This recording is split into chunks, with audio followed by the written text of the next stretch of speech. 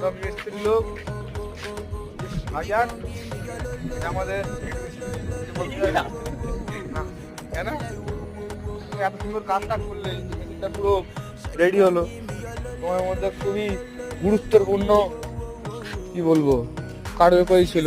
তুমি কিছু বলতে চাও না ভাইজান? আপনি কিছু বলতে চান? আমি আর কি বলবো, আমি তো এসে কাজের এন্ডিং এ এসছে। ঠিক আছে, দেখো আমার অবস্থাটা পুরো একদম রাজমিস্ত্রির ছেলে হয়ে গেছি। রাজমিস্ত্রির ছেলে ওয়েদারটা আজকে হেভি লাগছে, আকাশটা পুরো একদম মেঘ হয়ে আছে।